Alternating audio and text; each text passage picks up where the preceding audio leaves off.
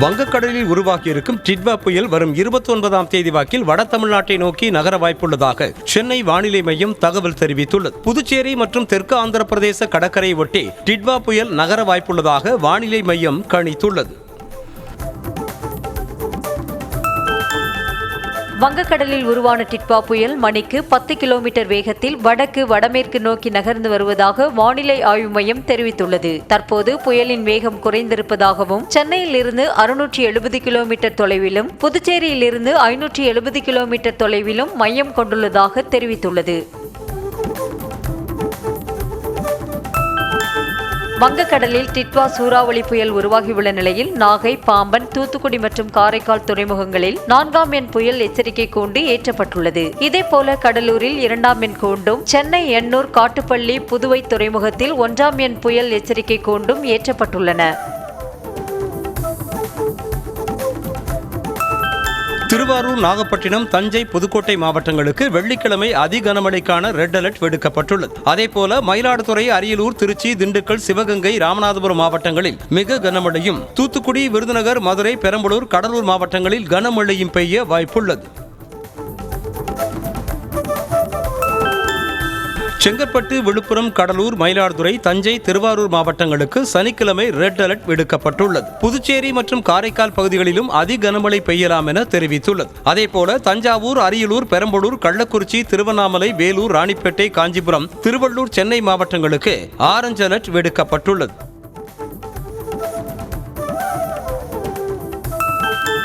புயல் காரணமாக மீனவர்கள் அடுத்த 5 நாட்களுக்கு மீன்பிடிக்க கடலுக்கு செல்ல வேண்டாம் என வானிலை ஆய்வு மையம் எச்சரித்துள்ளது. தமிழக கடலோர பகுதிகள், குமரி கடல், மன்னார் வளைகுடா பகுதிகள் மற்றும் தென்மேற்கு வங்கக்கடல் பகுதிகளில் சூறைக்காற்று வீசக்கூடும் என்பதால் ஆழ்கடலுக்கு சென்றுள்ள மீனவர்கள் உடனே கரைக்கு திரும்பவும் அறிவுறுத்தப்பட்டுள்ளனர். வங்கக்கடலில் உருவாகியுள்ள புயல் காரணமாக காரைக்காலில் கடல் சீற்றத்துடன் காணப்படுகிறது. கடல் சீற்றம் காரணமாக 11வது நாளாக மீனவர்கள் மீன்பிடிக்க செல்லாமல் கடற்கரையில் படகுகளை நிறுத்தி வைத்துள்ளனர். புயலால் கனமழை பெய்யக்கூடும் என்பதால் மீனவ கிராம மக்கள் பாதுகாப்பாக இருக்கும்படி அதிகாரிகள் எச்சரிக்கை விடுத்துள்ளனர். வங்கக்கடலில் டிட்வா புயல் உருவான நிலையில் தலா 30 பேர் கொண்ட 10 குழுக்கள் தயார் நிலையில் உள்ளதாக தேசிய பேரிடர் மீட்பு படை தெரிவித்துள்ளது. நவீன தொலைத்தொடர்பு சாதனங்கள், மரம் வெட்டும் கருவிகள், ரப்பர் படகுகள், முதலுதவி உபகரணங்கள் போன்ற கருவிகளுடன் ஆழ்நிலை நீர்மூழ்கி வீரர்களும் தயார் நிலையில் உள்ளதாக தெரிவித்துள்ளது.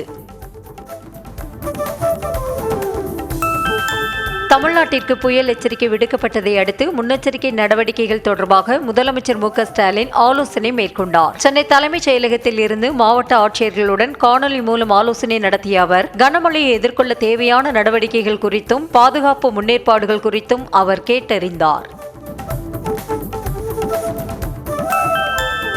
தமிழகத்தின் சில மாவட்டங்களுக்கு வரும் 29, 30 ஆகிய தேதிகளில் ரெட் அலர்ட் விடுக்கப்பட்டுள்ள நிலையில் மீட்பு மற்றும் நிவாரண மையங்களை தயார் நிலையில் வைத்திருக்குமாறு முதலமைச்சர் மு.க.ஸ்டாலின் அறிவுறுத்தியுள்ளார். அனைத்து மாவட்ட ஆட்சியர்களும் தயார் நிலையில் இருக்க வேண்டும் என்றும், தேவையான மாவட்டங்களுக்கு கண்காணிப்பு அதிகாரிகளை உடனடியாக அனுப்பி வைக்க வேண்டும் என்றும் உத்தரவிட்டுள்ளார்.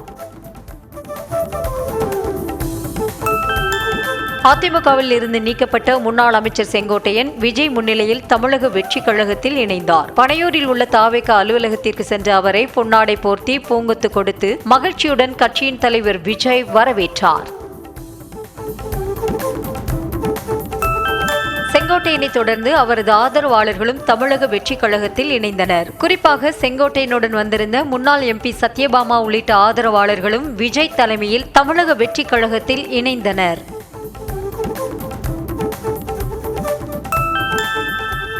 எம்ஜிஆர், ஜெயலலிதா ஆகியோரின் நம்பிக்கைக்கு உரியவராக இருந்த செங்கோட்டையனின் வருகை தவேகவுக்கு மிக பெரும் உறுதுணையாக இருக்கும் என தமிழக வெற்றிக் கழக தலைவர் விஜய் தெரிவித்துள்ளார். இது தொடர்பாக வீடியோ வெளியிட்டுள்ள விஜய், 50 ஆண்டுகளாக ஒரே இயக்கத்தில் பணியாற்றி மிகுந்த அனுபவத்தோடு வருபவரை அன்போடு வரவேற்பதாக கூறியுள்ளார். தமிழ்நாட்டில் புதிய மாற்றம் வருவதற்காகவும் தூய்மையான ஆட்சி ஏற்படுவதற்கும் தாவேகாவில் இணைந்ததாக முன்னாள் அமைச்சர் செங்கோட்டையன் தெரிவித்துள்ளார். கட்சியில் இணைந்த பிறகு செய்தியாளர்களை சந்தித்த அவர், அன்பு இளவல் விஜய் தலைமையில் புனிதமான ஆட்சி மாற்றத்தை மக்கள் விரும்புவதாக கூறினார். தாவேகாவில் இணைந்த செங்கோட்டையனை 28 பேர் கொண்ட உயர்மட்ட மாநில நிர்வாக குழுவின் தலைமை ஒருங்கிணைப்பாளராக நியமித்து கட்சியின் தலைவர் விஜய் உத்தரவிட்டுள்ளார். கூடுதலாக ஈரோடு, கோவை, திருப்பூர், நீலகிரி மாவட்டங்களின் அமைப்பு செயலாளராகவும் நியமனம் செய்யப்பட்டுள்ளார். தவேகவில் இணைந்த கையோடு சென்னை மெரினா கடற்கரையில் உள்ள அண்ணா நினைவிடத்தில் செங்கோட்டையன் மரியாதை செலுத்தினார். தவேக பொதுச் செயலாளர் புசி ஆனந்துடன் சென்ற அவர் அண்ணா, எம்ஜிஆர் மற்றும் ஜெயலலிதா நினைவிடங்களில் மலர் வளையம் வைத்தும் மலர் தூவியும் மரியாதை செலுத்தினார். செங்கோட்டையனின் செயல்களுக்கு கருத்து சொல்ல வேண்டிய அவசியமில்லை என அதிமுக பொதுச் செயலாளர் எடப்பாடி பழனிசாமி தெரிவித்தார். மதுரை பாண்டிக்கோயில் பகுதியில் செய்தியாளர்களை சந்தித்த போது செங்கோட்டையன் தாவேகாவில் இணைந்தது குறித்து கேள்வி எழுப்பிய போது அதிமுகவில் இல்லாத ஒருவரை பற்றி கருத்து சொல்ல வேண்டியதில்லை என கூறினார். கட்சி ஆரம்பித்தவுடனே லாங் ஜம்ப், ஹை ஜம்ப் எல்லாம் போடக்கூடாது என விஜய்க்கு பாஜக மாநில தலைவர் நயினார் நாகேந்திரன் அறிவுரை வழங்கினார். நெல்லையில் செய்தியாளர்களை சந்தித்த அவர் செங்கோட்டையன் தாவேகாவில் இணைந்ததால் அதிமுக பாஜக கூட்டணிக்கு எந்த பாதிப்பும் ஏற்படாது என கூறினார். ஒவ்வொன்றையும் எதிர்த்து வழக்கு தொடரும் நிலையில் அரசியல் கட்சிகளின் கூட்டங்கள், ரோட் ஷோ தொடர்பான தமிழ்நாடு அரசின் வழிகாட்டு நெறிமுறைகள் உள்ளதாக சென்னை உயர்நீதிமன்றம் கருத்து தெரிவித்துள்ளது. இது தொடர்பான வழக்கு விசாரணைக்கு வந்தபோது ரோட் ஷோக்களுக்கு அனுமதி பெறுவது என்பது தேர்வு எழுதி வெற்றி பெற வேண்டிய நிலை போல இருப்பதாக கூறியது. சென்னையில் ஆபரண தங்கத்தின் விலை சவரனுக்கு 240 ரூபாய் குறைந்திருக்கிறது. 22 கேரட் தங்கத்தின் விலை கிராமுக்கு 30 ரூபாய் குறைந்து 11,770 ரூபாய்க்கும், சவரனுக்கு 94,160 ரூபாய்க்கும் விற்பனை செய்யப்படுகிறது. வெள்ளியின் விலை கிராமுக்கு 4 ரூபாய் உயர்ந்து 180 ரூபாய்க்கும், கிலோ 1,80,000 ரூபாய்க்கும் விற்பனை செய்யப்படுகிறது. காவேரி நதிநீர் மேலாண்மை ஆணையத்தின் 46வது கூட்டம் வரும் 8ஆம் தேதி டெல்லியில் நடக்கின்றது. தமிழகத்திற்கு தர வேண்டிய காவிரி நீரை கர்நாடகம் தவறாமல் தருகிறதா? உச்சநீதிமன்ற உத்தரவின்படி கர்நாடகா தமிழகத்திற்கு திறந்துவிட வேண்டிய தண்ணீரை உறுதி செய்வது உள்ளிட்டவை தொடர்பாக அப்போது ஆலோசிக்கப்பட உள்ளது.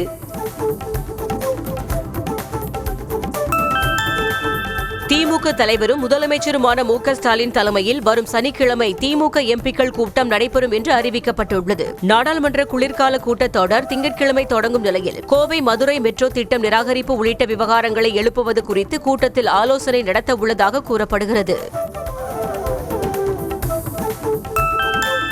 தஞ்சாவூரில் திருமணத்திற்கு மறுத்த ஆசிரியை கொடூரமாக வெட்டி கொலை செய்யப்பட்டதற்கு கடும் கண்டனம் தெரிவித்துள்ள அன்புமணி, வீண் பெருமை பேசுவதை விடுத்து சட்டம் ஒழுங்கை பாதுகாப்பதில் முதலமைச்சர் அக்கறை காட்ட வேண்டுமென வலியுறுத்தியுள்ளார். தமிழ்நாட்டில் சட்டம் ஒழுங்கு என்பதை தேடினால் கூட கண்டுபிடிக்க முடியவில்லை என்றும் அவர் சாடியுள்ளார்.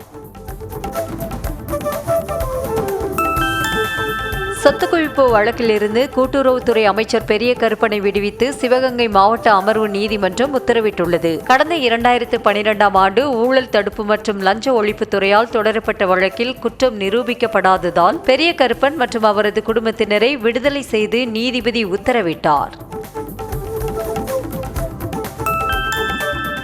முன்னாள் பிரதமர் வி.பி. சிங் சொல்லிலும் செயலிலும் தமிழர்களின் நண்பராக விளங்கியதாக அவரது நினைவு நாளை ஒட்டி முதலமைச்சர் மு.க. ஸ்டாலின் புகழாரம் சூட்டியுள்ளார். மேலும் பல்வேறு விதமான வழிகளில் சமூக நீதியை குழி தோண்டி புதைக்கும் ஆட்சியாளர்கள் மத்தியில் இருக்கும் போது வி.பி. சிங் போன்ற பிரதமரை இன்னும் கூடுதலாகவே மிஸ் செய்வதாக பதிவிட்டுள்ளார்.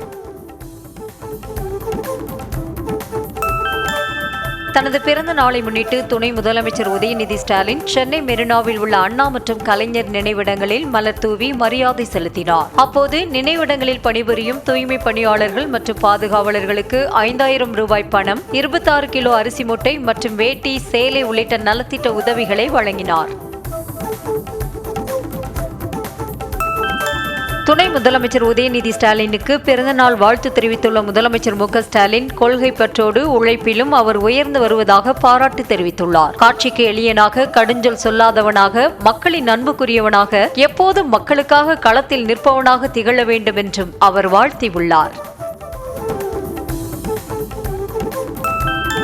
தமிழ் ஈழ விடுதலை போராட்டத்தில் உயிர் நீத்த வீரர்களை நினைவு கூறும் மாவீரர் தினத்தை ஒட்டி தீரத்துடன் களமாடிய மாவீரர்களை வணங்குவோம் என தமிழக வெற்றிக் கழக தலைவர் விஜய் பதிவு போட்டுள்ளார். அத்தோடு தியாக தீபங்களின் நினைவை போற்றுவோம் எனவும் விஜய் குறிப்பிட்டிருக்கிறார்.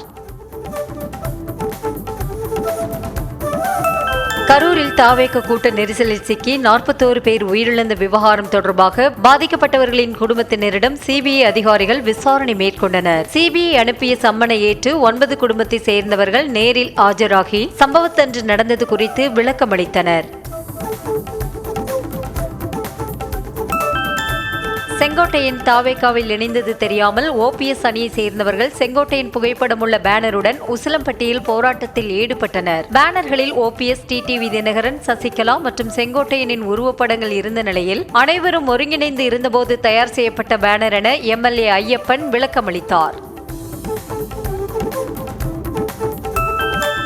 கோவையிலிருந்து சபரிமலைக்கு சாமி தரிசனம் செய்ய சென்ற பக்தர் மாரடைப்பு காரணமாக உயிரிழந்தார். சபரிமலை ஐயப்பன் கோயிலில் மண்டல பூஜைக்காக நடை திறக்கப்பட்டுள்ளது. இந்த நிலையில் கோவையிலிருந்து ஐயப்பனை தரிசிக்க சென்ற முரளி என்பவருக்கு திடீரென மாரடைப்பு ஏற்பட்டு கோயிலில் மயங்கி விழுந்து உயிரிழந்தார்.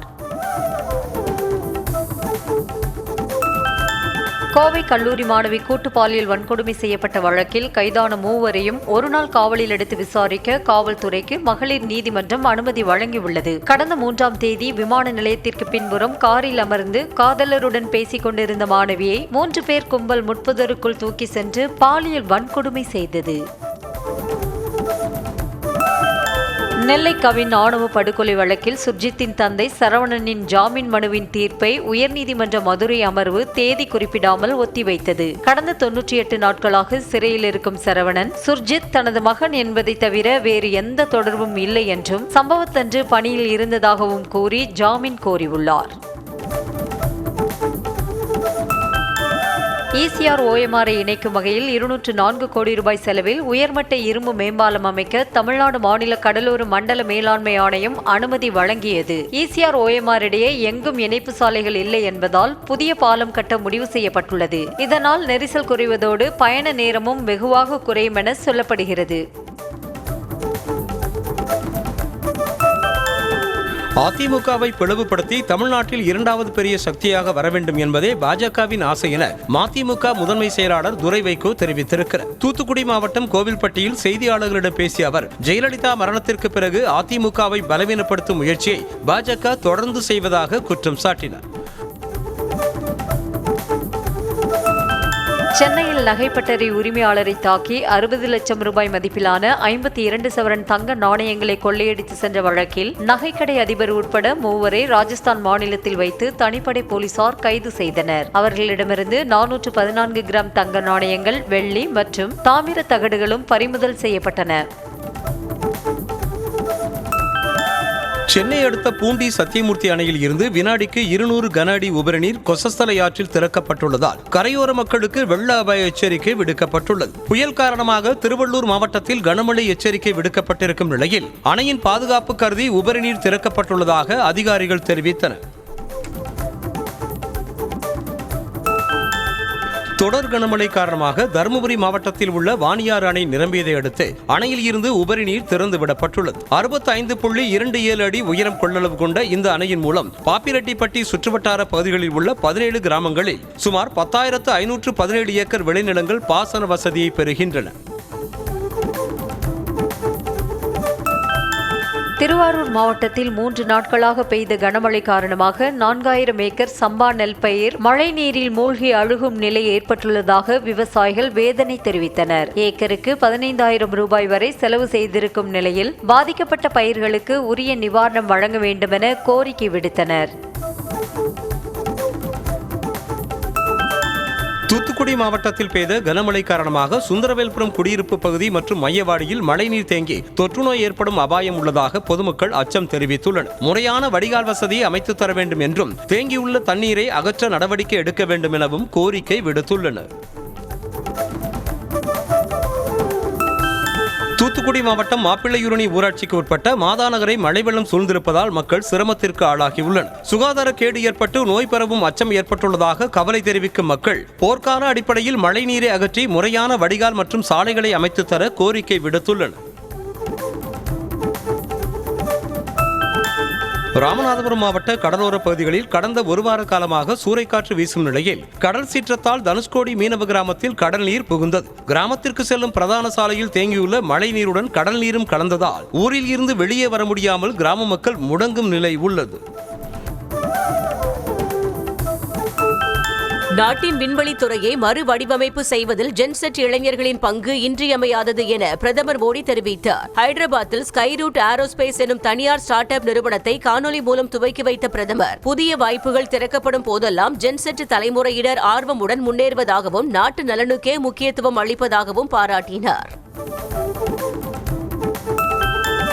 கார்த்திகை தீப தினத்தன்று திருப்பரங்குன்ற மலையில் உள்ள தீபத்தூணில் தீபமேற்ற உத்தரவிட முடியாது என உயர்நீதிமன்ற மதுரை அமர்வு தெரிவித்துள்ளது. சுப்பிரமணிய சுவாமி கோயிலில் தீப திருவிழா நடைபெற்று வரும் சூழலில் கடைசி நேரத்தில் நிவாரணம் கோர முடியாது என்றும் அடுத்த ஆண்டு முன்னதாக வழக்கு தாக்கல் செய்யலாம் என்றும் தெரிவித்தது. பழனி கோயிலுக்கு நிலம் கையகப்படுத்துவதற்காக இந்து சமய அறநிலையத்துறையின் நிர்வாக நிதியிலிருந்து 58,54 லட்சம் ரூபாய் பணத்தை எடுக்க உயர்நீதிமன்ற மதுரை கிளை இடைக்கால தடை விதித்துள்ளது. மயிலாப்பூரை சேர்ந்த TR ரமேஷ் என்பவர் தாக்கல் செய்த மனுவை விசாரித்த நீதிபதிகள் நிர்வாக நிதியை பயன்படுத்த தடை விதித்து வழக்கை வேறு அமர்வுக்கு மாற்றினர்.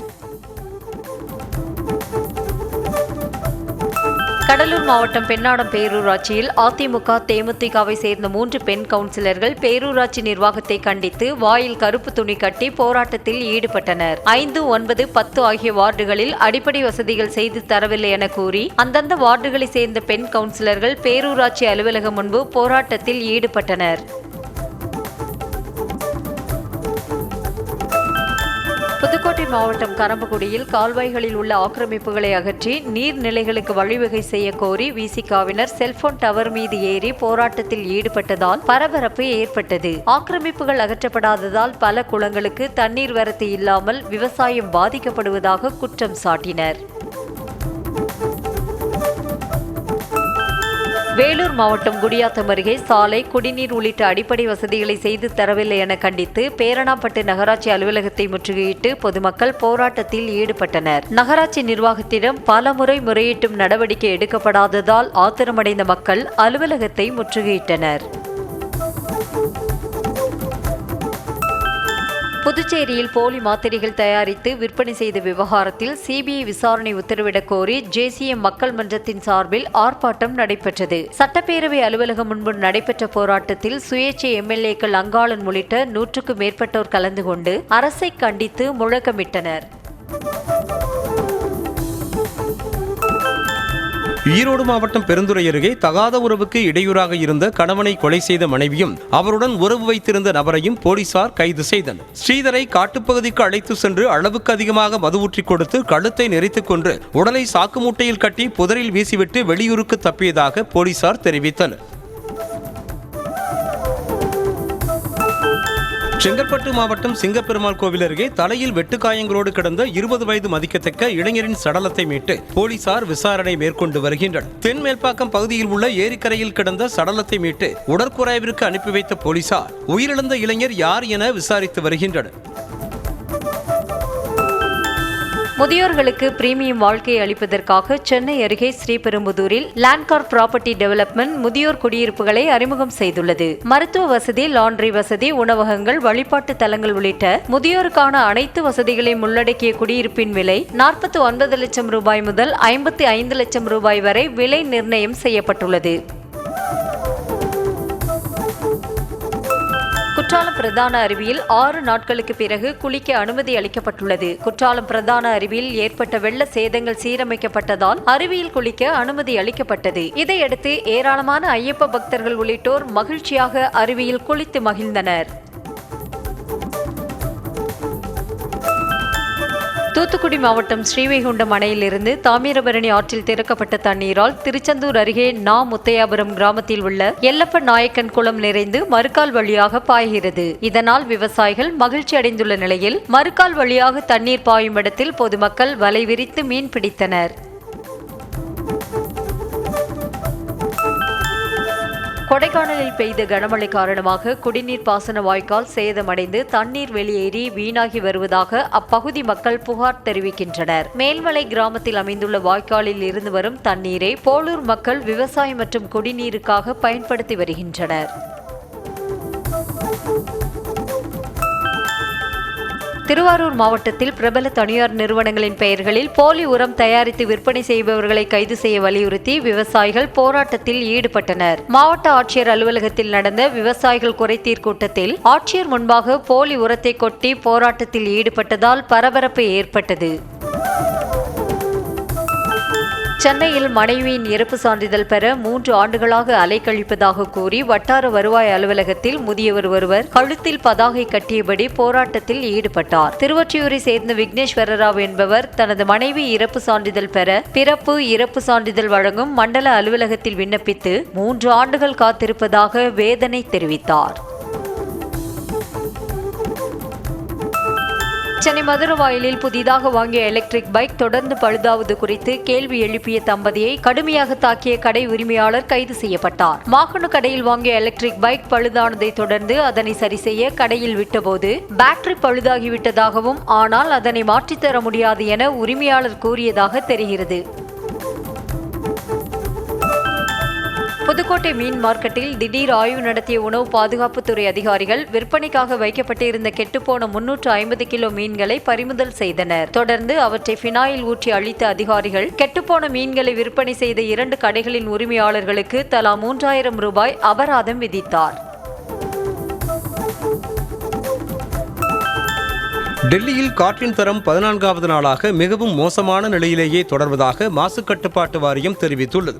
ஆனந்த் விகாரில் காற்றின் தர குறியீடு 390ஆகவும் அசோக் விகாரில் 388ஆகவும் பதிவானது. அதிகரிக்கும் வாகன புகை மற்றும் அண்டை மாநிலங்களில் எரிக்கப்படும் பயிர் கழிவுகளால் டெல்லியில் காற்று மாசு அதிகரித்து வருகிறது. காஷ்மீரின் அனந்த்நாக் பகுதியில் வெப்பநிலை -5.7 டிகிரி செல்சியஸாக நிலவுவதால் கடும் குளிரால் புல்வெளிகள் ஓடைகள் என அனைத்தும் உறைந்து காணப்பட்டன. செடிகளில் உள்ள இலைகள் உறைந்து கண்ணாடி பனிப்பூக்கள் போன்று காட்சியளித்தன. ராஜஸ்தானை சேர்ந்த விவசாயி ஒருவர் பயிர் காப்பீடு மறுக்கப்பட்டதை கண்டித்து தனது வயலில் 500 ரூபாய் நோட்டுகளை நட்டு வைத்து நூதன போராட்டத்தில் ஈடுபட்டார். மல்லாரம் பவாரி என்ற விவசாயி வங்கியில் 1 லட்சம் ரூபாய் கடன் பெற்று பருத்தி சாகுபடி செய்த நிலையில் கனமழையால் வயலில் நீர் தேங்கி முழுவதுமாக சேதமடைந்தது. இருப்பினும் காப்பீடு வழங்கப்படாததால் இவ்வாறு செய்துள்ளார்.